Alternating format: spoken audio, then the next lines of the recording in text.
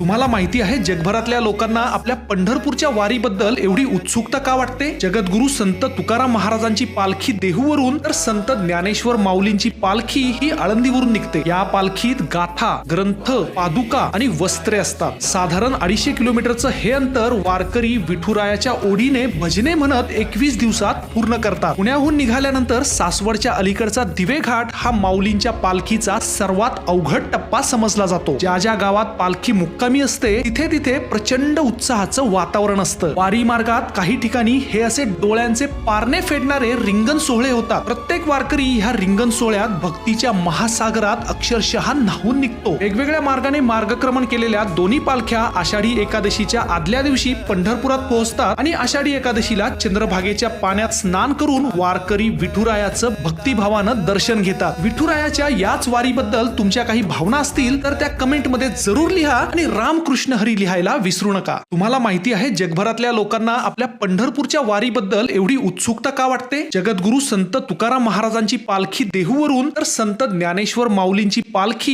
ही आळंदीवरून निघते। या पालखीत गाथा, ग्रंथ, पादुका आणि वस्त्रे असतात। साधारण 250 किलोमीटरचं हे अंतर वारकरी विठुरायाच्या ओढीने भजने म्हणत 21 दिवसात पूर्ण करतात। पुण्याहून निघाल्यानंतर सासवडच्या अलीकडचा दिवे घाट हा माऊलींच्या पालखीचा सर्वात अवघड टप्पा समजला जातो। ज्या ज्या गावात पालखी मुक्कामी असते तिथे तिथे प्रचंड उत्साहाचं वातावरण असतं। वारी मार्गात काही ठिकाणी हे असे डोळ्यांचे पारणे फेडणारे रिंगण सोहळे होतात। प्रत्येक वारकरी ह्या रिंगण सोहळ्यात भक्तीच्या महासागरात अक्षरशः न्हावून निघतो। वेगवेगळ्या मार्गाने मार्गक्रमण केलेल्या दोन्ही पालख्या आषाढी एकादशीच्या आदल्या दिवशी पंढरपुरात पोहोचतात आणि आषाढी एकादशीला चंद्रभागेच्या पाण्यात स्नान करून वारकरी विठुरायाचं भक्तिभावानं दर्शन घेतात। विठुरायाच्या याच वारीबद्दल तुमच्या काही भावना असतील तर त्या कमेंट मध्ये जरूर लिहा आणि रामकृष्ण हरी लिहायला विसरू नका।